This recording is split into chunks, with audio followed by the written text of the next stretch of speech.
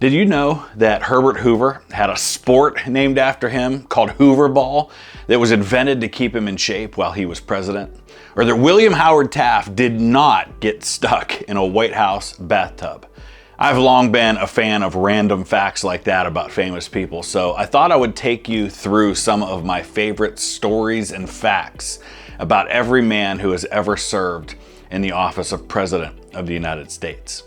Despite people believing that he was your typical wealthy Virginia landowner, George Washington was known as land poor. That meant that he owned a great deal of land, but he didn't have the funds to maintain it or to develop it all properly.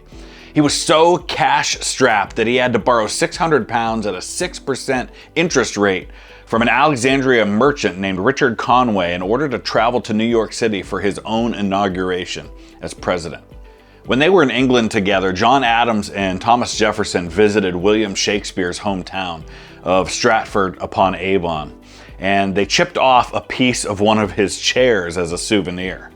Jefferson is also the only American president who served as vice president under someone else who served as vice president. And of course, everyone's favorite Jefferson and Adams fact, they both died on the same day, the 50th anniversary of the Declaration of Independence, July 4th, 1826. James Madison was introduced to his future wife, Dolly Payne, by fellow Princeton graduate Aaron Burr. He was also our smallest president at 5 feet 4 inches tall and about 100 pounds. Madison was also the first president with a parent still living when he left office. James Monroe nearly died from a serious wound suffered at the Battle of Trenton. Had he died, he would have been the only American killed in action during that battle. He actually died on July 4th, 1831 in New York City and was originally buried there, but his body was exhumed 27 years later and reburied at Hollywood Cemetery in Richmond. John Quincy Adams was the first president to be interviewed by a woman. Her name was Anne Royal, but she only secured the interview because she stole his clothes while he was skinny dipping, something he was known to do.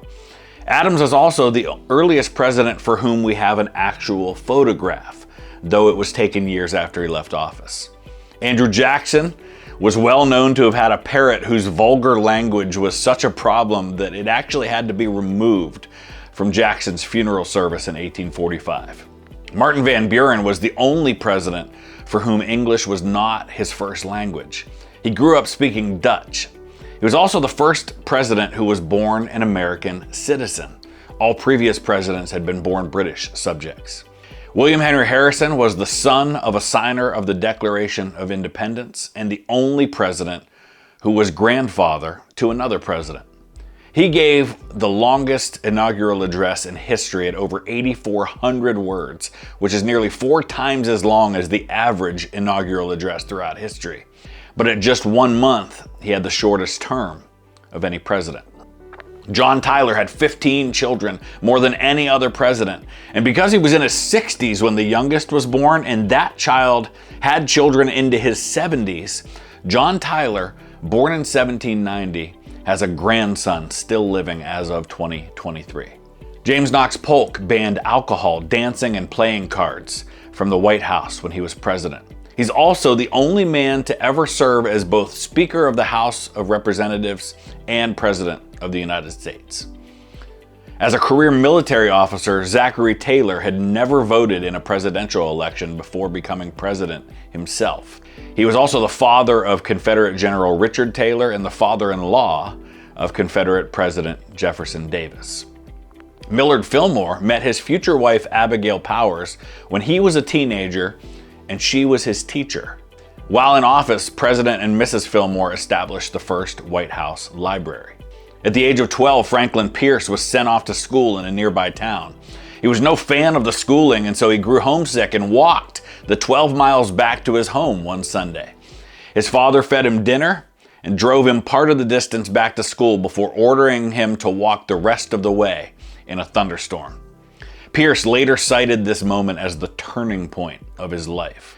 Now, despite having lost his only remaining child in a horrible train accident just weeks earlier, Franklin Pierce was the first president to give his inaugural address without any notes.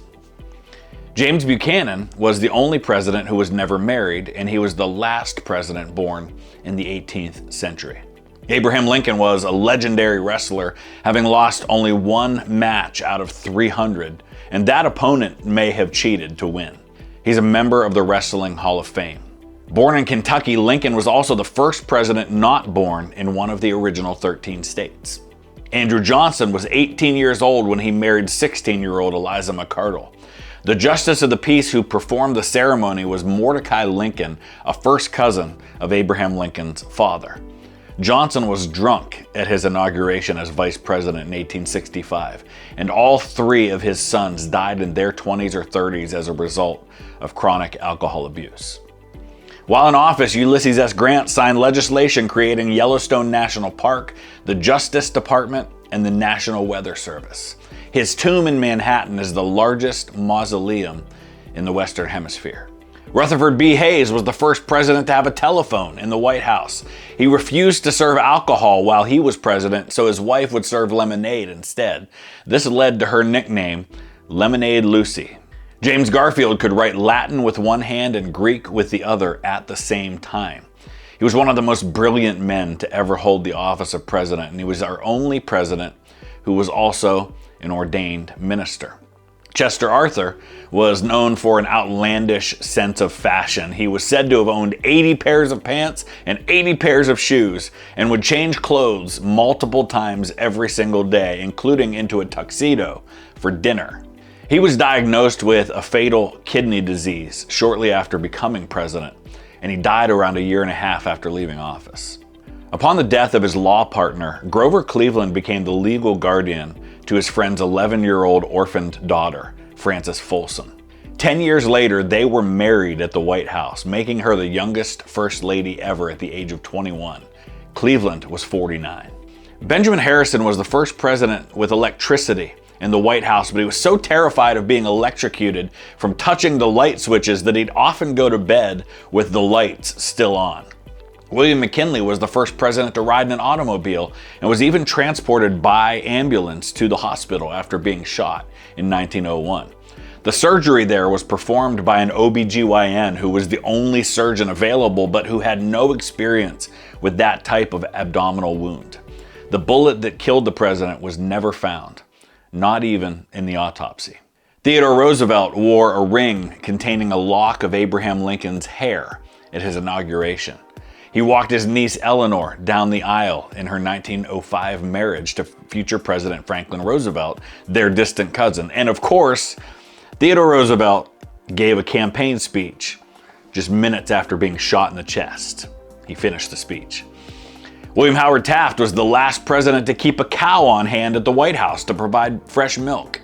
He was a White House Solicitor General at the age of 32, a federal judge at 34, and twice turned down appointments to the U.S. Supreme Court before becoming president. After he left office, he became Chief Justice in 1921. And of course, he did not get stuck in a bathtub at the White House. Woodrow Wilson was the only man with a PhD to be elected president, and he's the only president buried in Washington, D.C. Now, though he had been married for nearly 30 years when he took office, Warren Harding was known to have had affairs with at least 2 women. One of them was paid $25,000 by the Republican Party to keep quiet after Harding was nominated in 1920. The other was a woman named Nan Britton, who claimed in a book years after Harding's death that he fathered a child with her shortly before becoming president. In 2015, DNA confirmed that child, a daughter named Elizabeth, was indeed Harding's only child. Calvin Coolidge had a deep concern for his own health. As part of his daily routine, President Coolidge would eat breakfast in bed while a White House staffer rubbed Vaseline on his head. Coolidge also had 2 pet raccoons, Reuben and Rebecca, that would sometimes run free through the White House. As director of the American Relief Administration, Herbert Hoover was responsible for saving the lives of millions of Europeans from starvation in the aftermath of the First World War. He and his wife also spoke Mandarin Chinese, and they would often use the language when they didn't want other people to eavesdrop on their conversations. Franklin Roosevelt was gifted a BB gun for his 11th birthday. Eventually, he would shoot, stuff, and mount more than 300 different species of bird.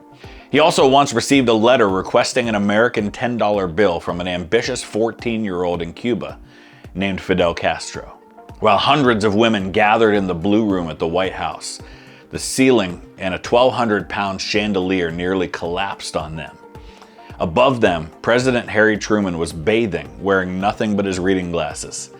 That nearly horrifying incident led Truman to order a nearly $60 million renovation to the presidential mansion. Now, though he was one of the most famous generals in American history and served as Supreme Allied Commander in Europe during the Second World War, Dwight Eisenhower never personally experienced combat. While president, Ike spent nearly 2 months in a hospital in Denver after suffering a heart attack. With his approval, his vice president, Richard Nixon, ran cabinet meetings back in Washington. John F. Kennedy is the only president to have received a Purple Heart Medal for wounds received in action against the enemy. He had his back injured when the boat he was commanding was rammed and sunk by a Japanese destroyer. Though he was injured, he swam nearly 3 miles, dragging a severely burned member of his crew to safety by pulling the man's life jacket with his teeth. Lyndon Johnson was in the Naval Reserve during World War II and was set to fly as an observer aboard a B-26 known as the Wabash Cannonball during a mission in 1942. Before takeoff, Johnson had to go to the bathroom. When he returned, his observer spot on the Wabash Cannonball had been taken by another officer. He was forced to board another plane as an observer. The plane he was originally on was hit during the mission, caught fire, and crashed into the water, killing everyone on board. A bathroom break saved Johnson's life. At 39 years old, Richard Nixon was the second youngest man ever elected vice president. He's also one of only 2 men, along with Franklin Roosevelt, to appear on a national presidential ticket 5 separate times. He was elected vice president in 1952 and 1956. He lost the presidential election of 1960 and then won the elections in 68 and 72. Gerald Ford is the only Eagle Scout to become president. He won 2 national championships as a member of the University of Michigan football team and turned down offers from the Detroit Lions and Green Bay Packers to play in the NFL. He saw combat as a gunnery officer on an aircraft carrier in the Pacific during World War II and was once nearly swept overboard during a typhoon. Another Navy officer was Jimmy Carter. He's the only president who is a graduate of the U.S. Naval Academy at Annapolis. He qualified as a submariner and was set to serve on one of the very first American nuclear submarines when he resigned from the Army to save the family peanut farm. Because of his service record, the Seawolf-class submarine USS Jimmy Carter was commissioned in his honor in 2005. Early in his life, Ronald Reagan spent 7 years as a lifeguard in Dixon, Illinois, beginning at the age of 16. During that time period, he saved the lives of nearly 80 people. 5 decades later, President Reagan would show Oval Office visitors a photo of the river where he lifeguarded in Dixon and would often tell them that it was one of the best jobs he ever had. At one point in the 1988 presidential election, George H.W. Bush trailed Democratic nominee Michael Dukakis by nearly 20 points in the polls. According to then campaign manager and later Secretary of State James Baker, Bush was looking to shake things up with his VP pick. With that in mind, he briefly but seriously considered the Republican mayor of Carmel, California as his running mate. That mayor was none other than Dirty Harry himself, Clint Eastwood. Bill Clinton was the first Democrat elected to consecutive terms as president since Franklin Roosevelt. He was also the only president who was a Rhodes Scholar. And at the age of 16, he pushed through a crowd of boys to get his photo taken while shaking the hand of President John F. Kennedy just a few months before his 1963 assassination. George W. Bush is the only U.S. president to be the father of twins. He also holds the record for both the highest and lowest presidential approval ratings ever recorded, 92% in 2001 and 19% in 2008.